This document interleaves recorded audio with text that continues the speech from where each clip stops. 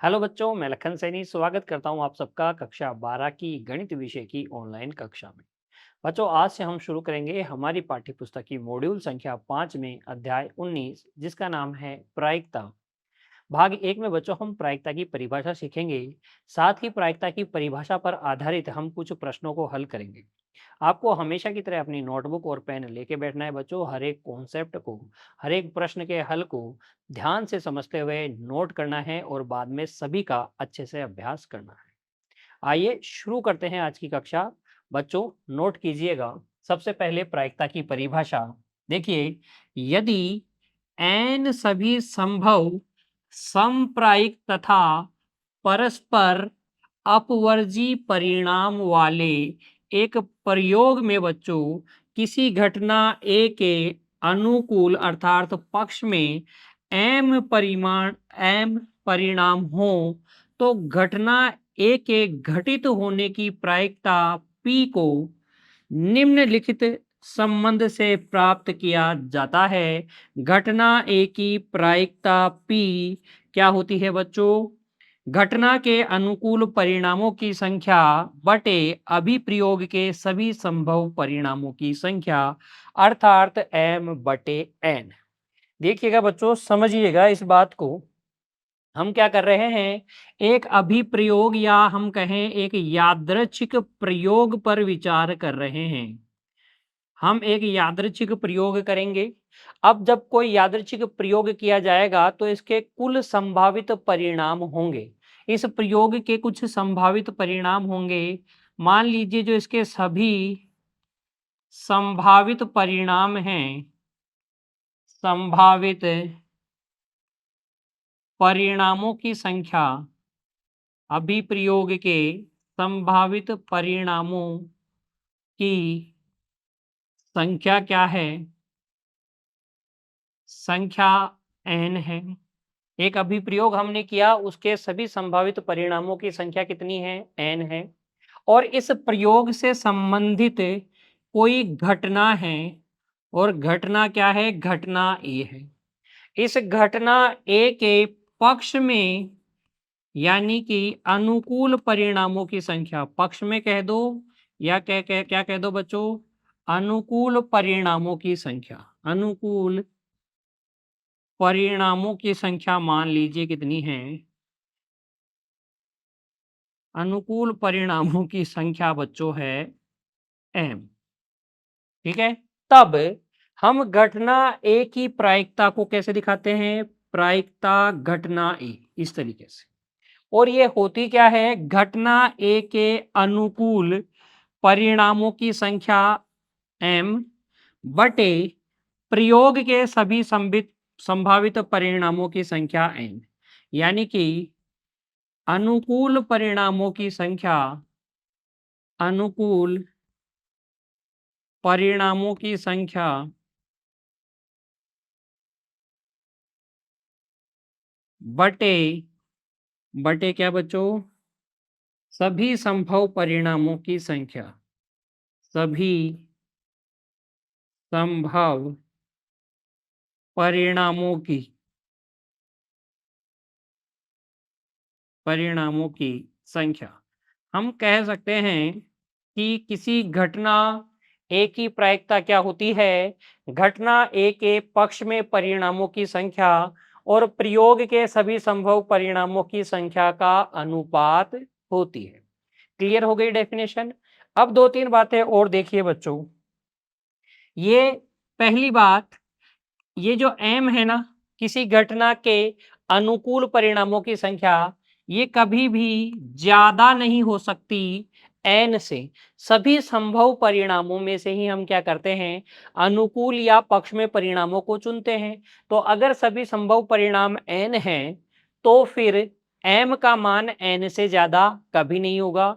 ये इसके बराबर हो सकता है कि सभी परिणाम अनुकूल परिणाम हो, ऐसा हो सकता है, लेकिन सभी परिणामों से ज्यादा कभी भी अनुकूल परिणामों की संख्या नहीं होगी। दूसरी बात, ये जो m और n हैं, ये दोनों ही क्या हैं? धनात्मक हैं। दोनों ही क्या हैं? धनात्मक हैं। और ये m जो है, m कैन बी 0। अनुकूल या पक्ष में परिणामों की संख्या 0 हो सकती है, लेकिन सभी संभावित परिणामों की संख्या कभी भी 0 नहीं होगी। तो ये 2 चीज़ आप याद रखेंगे कि ये दोनों धनात्मक होते हैं, यानी कि 0 से बड़े होते हैं। m का मान ज़रूर 0 हो सकता है, लेकिन n का मान कभी भी 0 नहीं होगा। सभी संभावित परिणाम कभी भी 0 नहीं होंगे। क्लियर? उसके बाद में आप देखिए तीसरी बात, किसी घटना P A की प्रायिकता क्या होती है? घटना A की प्रायिकता होती है m/n, यानी कि ये है बच्चों छोटी संख्या बटे बड़ी संख्या, है ना?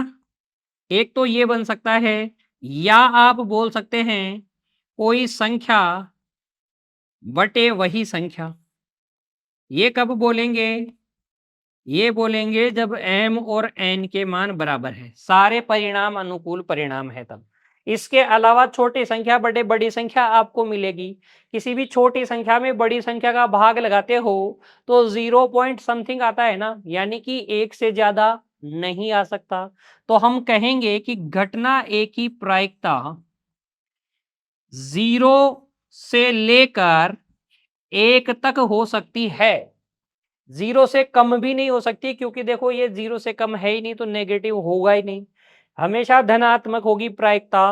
0 हो सकती है, धनात्मक होगी, लेकिन 1 से छोटी होगी, क्योंकि m/n छोटी संख्या बड़े बड़ी संख्या है। अगर m बराबर n है तो प्रायिकता क्या हो जाएगी? 1 हो जाएगी। यानी कि किसी घटना A की प्रायिकता ये है। 2-3 बातें हैं बच्चों। अनुकूल परिणामों की संख्या कभी भी कुल परिणामों से ज्यादा नहीं होगी। m और n दोनों धनात्मक है। m का मान 0 हो सकता है, n का मान कभी भी 0 नहीं हो सकता। किसी घटना A की प्रायिकता का मान 0 से लेकर कहां तक हो सकता है? 1 तक हो सकता है। फिर देखो ध्यान से देखो चौथी बात, यदि यदि बच्चों कुल संभावित परिणाम, यानी कि सभी संभावित परिणामों की संख्या क्या है? कुल संभावित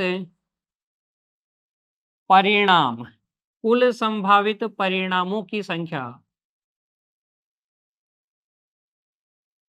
कुल संभावित परिणामों की संख्या कितनी है? n है, तथा घटना A के पक्ष में परिणामों की संख्या, पक्ष में परिणामों की संख्या कितनी है? वो है आपके पास m। तो अगर m पक्ष में परिणाम है तो बचे हुए, यानी कि n माइनस m A के पक्ष में नहीं है, यानी कि हम कह सकते हैं घटना A के विपक्ष में परिणामों की संख्या क्या हो जाएगी? विपक्ष में परिणामों की संख्या हो जाएगी बच्चों कितनी? n में से पक्ष वाले घटा लेंगे, कुल परिणामों में से पक्ष वाले घटा लेंगे तो बचे हुए विपक्ष वाले परिणाम आ जाएंगे। यानी कि बच्चों हम कह सकते हैं प्रायिकता A के नहीं होने की प्रायिकता क्या होगी? A के नहीं के अनुकूल, है ना? A नहीं के अनुकूल यानी कि A के विपक्ष में परिणामों की संख्या, है ना? यानी कि हम कह सकते हैं घटना नहीं A नहीं के पक्ष में परिणामों की संख्या वो हो जाएगी n माइनस m ही। भाई जो A के विपक्ष में है वो A नहीं के पक्ष में हो जाएंगे ना, तो A के विपक्ष में n माइनस m है, इसका मतलब A नहीं के पक्ष में कितने हैं? n minus m। तो प्रायिकता A नहीं हो जाएगी n माइनस m बटे n, अनुकूल परिणामों की संख्या बटे कुल परिणामों की संख्या। A नहीं को बच्चों हम दिखाते हैं प्रायिकता A डैश भी बोल देते हैं, या फिर हम इसको प्रायिकता A बार भी बोल देते हैं। ये क्या हो जाएगी? ये हो जाएगी देखो n बटे n, n बटे n माइनस m बटे n, यानी कि प्रायिकता a नहीं हो जाएगी बच्चों 1 माइनस प्रायिकता a। तो किसी घटना के नहीं होने की प्रायिकता आपको निकालनी है, तो एक में से उस घटना के होने की प्रायिकता को आप घटा दें। इसी बात को आप लिख सकते हैं प्रायिकता ए प्लस प्रायिकता ए नहीं, है ना? देखो ये इधर आके जुड़ जाएगा, इधर इसको स्थानांतरित करेंगे तो जुड़ जाएगा, बराबर में क्या रहेगा 1। यानी कि किसी घटना के होने और नहीं होने की प्रायिकताओं का योगफल हमेशा क्या होता है? 1 होता है। किसी घटना ए के होने की प्रायिकता को हम बोलते हैं स्मॉल पी, और इसे हम सफलता की प्रायिकता भी बोलते हैं। क्या बोलते हैं बच्चों? सफलता की प्रायिकता भी बोलते हैं।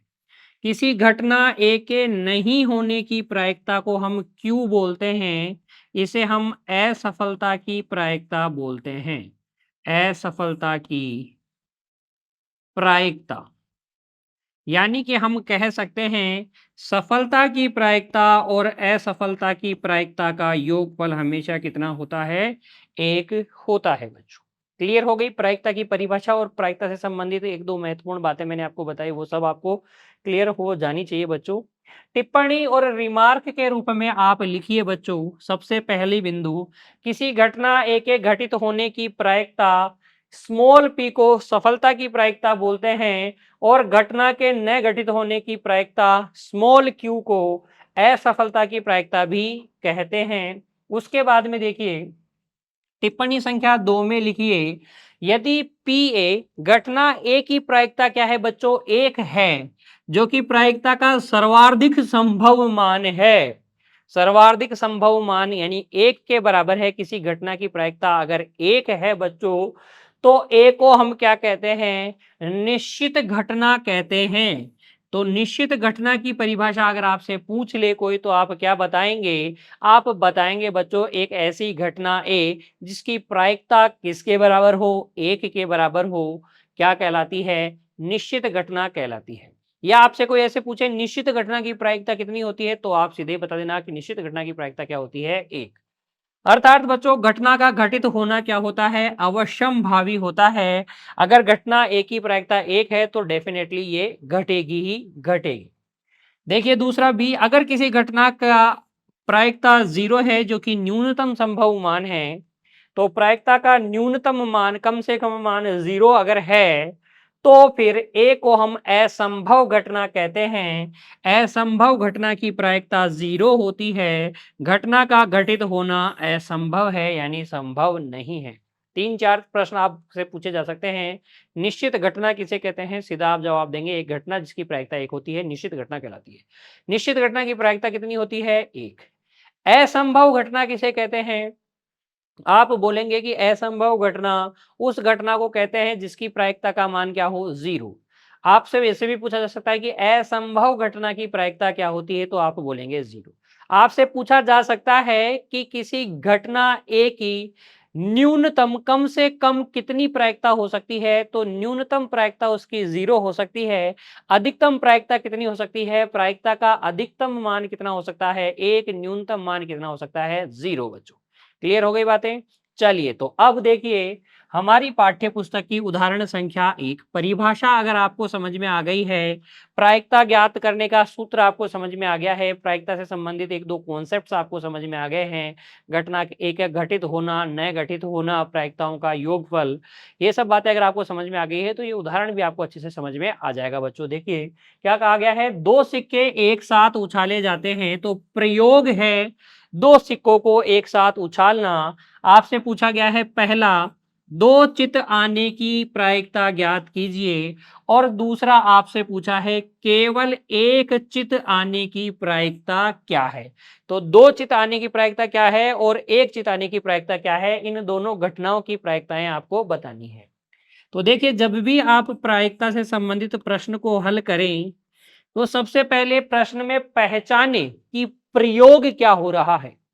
फिर उस बच्चों प्रयोग के कुल संभावित परिणामों को आप विचारें कि कितने संभावित परिणाम होंगे। उसके बाद में जिस घटना की प्रायिकता आपसे पूछी गई है, उस घटना के अनुकूल परिणामों के विषय में आप सोचें। फिर अनुकूल परिणाम बटे कुल परिणाम लिख के घटना की प्रायिकता बता दीजिए बच्चों। तो स्टेप बाय स्टेप हम कार्य करेंगे। यहाँ जो प्रयोग है वो है दो सिक्कों को एक साथ उछालना। तो प्रयोग है दो सिक्कों को एक साथ उछालना। दो सिक्कों को एक साथ उछालना। और हमें पता करना है एक साथ उछालने पर सभी संभावित परिणामों की संख्या। तो देखिए दो सिक्कों को एक साथ उछालने पर सभी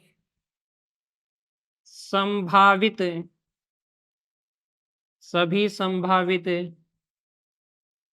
परिणामों की संख्या एक सिक्के को उछालते हैं तो कुल संभावित परिणाम कितने होते हैं? दो। दो सिक्कों को एक साथ उछालेंगे तो कुल संभावित परिणामों की संख्या हो जाएगी 2 की घात 2 अर्थात बच्चों 4। और सैंपल स्पेस प्रतिदर्श समष्टि कौन कौन से 4 परिणाम होंगे आप इस सारणी में देख सकते हैं। सारणी में देख सकते हैं। ये एक पहला सिक्का है, इसके परिणाम हमने हेड और टेल लिख लिए। ये दूसरा सिक्का है, इसके भी परिणाम हमने हेड और टेल लिख दिए, चित और पट हमने लिख लिए। दोनों सिक्कों पर हेड आ सकता है, पहले पे टेल दूसरे पे हेड आ सकता है, पहले पे हेड दूसरे पे टेल आ सकता है, दोनों पर टेल आ सकता है। तो ये 4 संभावित परिणाम हो सकते हैं। घटना क्या है बच्चों? पहली घटना ये है दो चित आने की प्रायिकता ज्ञात कीजिए। अब देखिए ये जो 4 संभावित परिणाम हैं उनमें से पहली घटना क्या है? दो चित आना। दो चित प्राप्त होने के अनुकूल परिणामों की संख्या देखिए। अनुकूल परिणामों की संख्या 4 में से कितने ऐसे परिणाम हैं जिनमें 2 चित आ रहे हैं, 2 हेड आ रहे हैं? तो अगर हम देखें बच्चों तो सिर्फ ये एक ही परिणाम ऐसा है जिसमें 2 हेड आपको दिख रहे हैं। तो यहाँ पर अनुकूल परिणामों की संख्या आप लिख देंगे 1। इसलिए प्रायिकता दो चित आने की प्रायिकता हो जाएगी अनुकूल परिणामों की संख्या बटे कुल परिणामों की संख्या। दूसरा आपको जो प्रायिकता निकालनी है वो निकालनी है घटना क्या है दूसरी? केवल एक चित आने की प्रायिकता। यहां आप देखिए बच्चों केवल एक चित होना चाहिए। तो इसमें कितने चित हैं, कितने हेड हैं? एक ही हेड है। इसमें भी एक ही हेड है। इसमें 2 हेड हैं इसलिए ये अनुकूल नहीं है। इसमें एक भी हेड नहीं है, इसलिए केवल एक हेड का मतलब है एक ही हेड होना चाहिए। एक से ज्यादा नहीं होना चाहिए, एक से कम भी नहीं होना चाहिए। तो 2 वाला भी नहीं चलेगा, 0 वाला भी नहीं चलेगा। ये 2 अनुकूल परिणाम हैं। हम लिख देंगे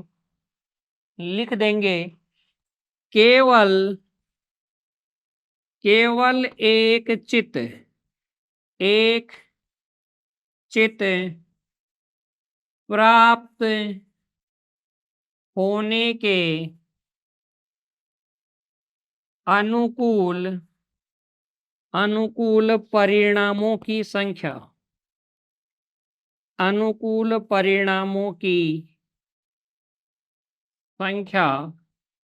वो है 2। इसलिए प्रायिकता केवल एक चित हो जाएगी। अनुकूल परिणामों की संख्या बटे कुल परिणामों की संख्या 2/4 अर्थात 1/2 बच्चों। कितनी? 1/2। इस तरीके से आप उदाहरण संख्या 1 को हल कर सकते हैं बच्चों। नोट कर लें, आप इस प्रकार का रिप्रेजेंटेशन करेंगे, इस प्रकार से अपनी नोटबुक में हल दर्शाएंगे। चलिए फिर आगे देखिए, उदाहरण संख्या 2 पर विचार कीजिए। इसमें आपसे कहा गया है 2 पासे फेंके जाते हैं, तो प्रयोग हमें समझ में आ गया, 2 पासे फेंके जाने हैं। योग 9 आने की प्रायिकता हमसे पूछी है, तो सबसे पहले आप हल में लिखेंगे 2 पासे फेंके जाने पर कुल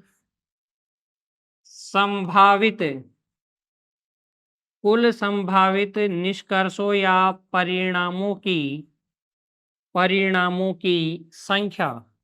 देखो, एक पासे को फेंकते हो तो कुल परिणाम होते हैं 6। 2 पासों को फेंकोगे तो कुल परिणाम हो जाएंगे 6 की घात 2 यानी कि 36। अब ये कौन कौन से 36 परिणाम हैं आप सारणी में देख सकते हैं बच्चों। इस प्रकार की एक सारणी बना लीजिए, इस प्रकार की एक सारणी बना लीजिए, जिसमें ये प्रथम पासा हो गया, इस पे 1 आ सकता है, 2 आ सकते हैं, 3 आ सकते हैं, 4 आ सकता है, 5 आ सकता है, या फिर प्रथम पासे पर 6 अंक भी आ सकते हैं। फिर द्वितीय पासे पर विचार कीजिए, इस पे 1 आ सकता है, 2, 3, 4, 5 या 6 में से कोई सा भी अंक द्वितीय पासे पर प्रकट हो सकता है। ये आपका पहला पासा है, पर अंक जो प्रकट हुए हैं वो हैं, ये इधर मैंने जो लिखे हैं ये दूसरे पासे पर प्रकट अंक मैंने लिखे हैं। अब देखिए, अगर आप दोनों पासों को उछालते हैं बच्चों, तो कौन कौन से अंक आ सकते हैं। पहले पर 1, दूसरे पर भी 1 आ जाए। पहले पर तो 1 आए, दूसरे पे 2, पहले पे 1, दूसरे पे 3, इसी प्रकार से 1,4, 1,5 और 1,6 आ सकता है ना।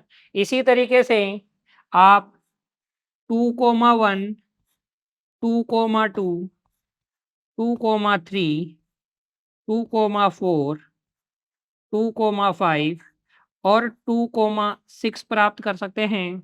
इसी तरीके से 3,1, 3,2, 3,3, 3,4, 3,5 और 3,6 आप प्राप्त कर सकते हैं। 4,1 प्राप्त कर सकते हैं, 4,2, 4,3, 4,4, 4,5 और 4,6। ठीक है। 5,1, 5,2, 5,3, 5,4, 5,5 और 5,6। और अंतिम जो 6 परिणाम हैं वो हैं 6,1, 6,2, 6,3, 6,4, 6,5 और 6,6।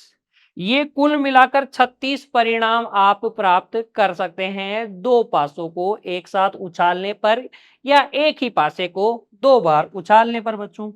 हमें जो घटना दी गई है वो घटना ये है योग 9 आना। तो योग 9 कहाँ कहाँ आ रहा है आप देख सकते हैं। 6 और 3 9, 5 और 4 9, 4 और 5 9, 3 और 6 9। तो ये 4 ऐसे परिणाम हैं जिनमें अंकों का योग कितना आ रहा है, 9 आ रहा है। अंकों का योगफल यहाँ आपको 9 दिखाई दे रहा है बच्चों। तो आप देखिए आगे लिखेंगे, आगे आप लिखेंगे बच्चों, घटना अंकों का योगफल योग 9 आने के योग 9 आने के अनुकूल परिणामों की संख्या।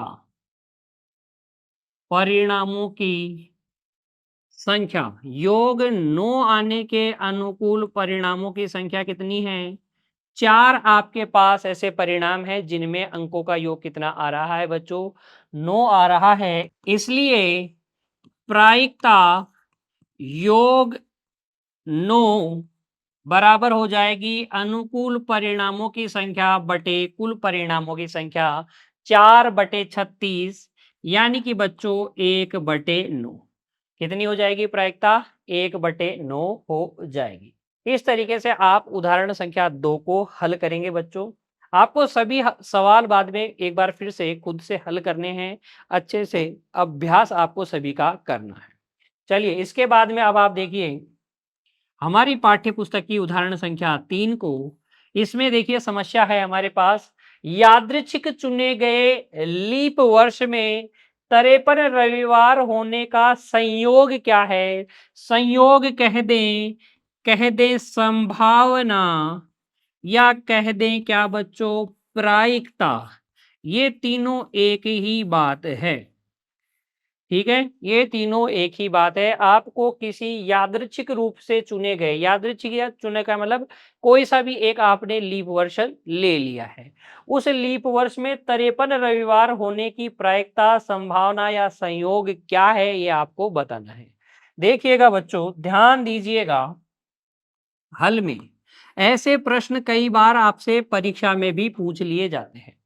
तो हम बात कर रहे हैं लीप वर्ष की। तो देखिए, क्योंकि यादृच्छिक कोई सा भी लीप वर्ष हो सकता है, यादृच्छिक कहने का मतलब यादृच्छिक चुने गए लीप वर्ष में, लीप वर्ष में कुल दिनों की संख्या, कुल दिनों की संख्या कितनी होगी भाई? लीप वर्ष में दिनों की संख्या होती है 366 दिन। कितने होंगे? 366 दिन होंगे, है ना? साधारण वर्ष में कितने होते हैं? 365 दिन होते हैं। अब ये 366 दिन का मतलब हो गया 52 गुणा 7 यानी कि 52 सप्ताह है, 52 सप्ताह है और 2 दिन। 52 गुणा 7 करेंगे 364 आएगा और 2 अतिरिक्त दिन आपको मिलेंगे। तो यानी 366 कोई से भी दिन हो, उनमें 52 सप्ताह होंगे। 52 सप्ताह होने का मतलब हर बार 52 बार तो आएगा ही आएगा। उसके बाद में ये जो अतिरिक्त 2 दिनों में जो वार होंगे ना, वो बार कितनी बार आएंगे? 53 बार आएंगे। तो यहां पर हम कह सकते हैं, यहां अतिरिक्त अतिरिक्त 2 दिनों में, 2 दिनों में जो वार होंगे, जो वार होंगे वे वार, वे वार चुने गए, चुने गए लीप वर्ष में, लीप वर्ष में 53 बार आएंगे, है ना? अब यहां देखिए, ये जो 2 दिन है क्या क्या हो सकते हैं, वो हमारे कुल संभावित परिणाम होंगे। तो यहां हम लिखेंगे क्योंकि 2 दिनों के, 2 दिनों, 2 दिन, 2 दिनों के लिए निम्न, निम्न संचय संभव है, संचय, संचय संभव है। कौन सा संचय संभव है? देखिए, 2 दिन कौन कौन से वार हो सकते हैं? पहला रविवार हो सकता है, रविवार, और क्या हो सकते हैं 2 दिन? रविवार और सोमवार हो सकते हैं ना। दूसरा हो सकता है कि वो दिन, 2 दिन सोमवार और क्या रहे? सोमवार और मंगलवार रहे। ऐसा भी संभव है कि वो 2 दिन मंगलवार मंगलवार और बुधवार हो और क्या हो? बुधवार हो। ऐसा भी संभव है कि जो अतिरिक्त 2 दिन है 52 सप्ताह के अलावा उन 2 दिनों में बुधवार एक दिन तो बुधवार हो और एक दिन क्या हो? गुरुवार हो। ऐसा संभव है कि एक दिन गुरुवार हो और अगले दिन फिर क्या होगा? शुक्रवार होगा। ऐसा संभव है कि एक दिन 2 दिनों में से एक दिन शुक्रवार हो और एक दिन क्या हो बच्चों? क्या रविवार हो सकता है क्या? अगर 2 दिनों में से एक दिन शुक्रवार है और एक दिन क्या हो? रविवार हो, ऐसा हो सकता है? ऐसा नहीं हो सकता, क्योंकि अगर एक दिन शुक्रवार हो गया तो दूसरे दिन यानी कि उसके अगले दिन क्या होना पड़ेगा? फिर शनिवार होना पड़ेगा। और ऐसा भी हो सकता है बच्चों कि एक दिनों 2 दिनों में से पहला दिन तो शनिवार का हो और अगला दिन क्या हो? रविवार हो। फिर अगर हम बात करें एक दिन रविवार तो अगला दिन क्या? सोमवार। उस केस को हम यहाँ ले चुके हैं सबसे पहले। तो 2 दिनों के लिए ये 7 संचय क्या हैं? पॉसिबल हैं। और रविवार 53 रविवार की प्रायिकता आपको निकालनी है ना? 53 रविवार होने का संयोग आपको ध्यान में करना है ना? तो ध्यान दीजिएगा, रविवार कब-कब है? एक तो ये पहले रविवार और सोमवार में रविवार है और शनिवार और रविवार में भी रविवार है। यानी कि अगर वो 2 दिन शनिवार रविवार हुए तो भी साल में 53 रविवार आ जाएंगे और रविवार सोमवार रहे तो भी 53 रविवार आ जाएंगे। इसलिए हम लिखेंगे, देखिए स्पष्ट है स्पष्ट है कि स्पष्ट है कि यादृच्छिक यादृच्छिक चुने गए लीप वर्ष में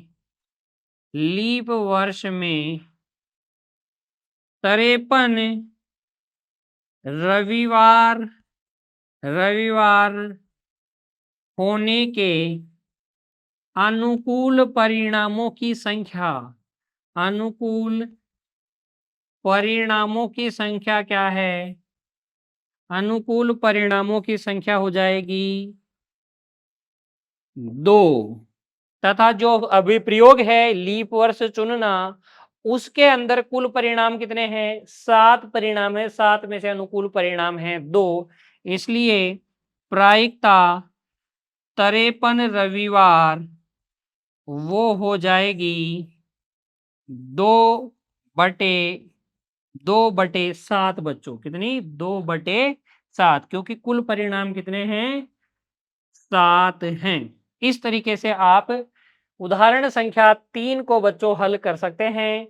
नोट कर लीजिए सभी उदाहरणों को। उदाहरण संख्या 1, 2 और 3 को आपको एक बार फिर से हल करना है। आपको कहीं कोई समस्या नहीं आएगी, किंतु फिर भी आपको अच्छे से अभ्यास करना है बच्चों।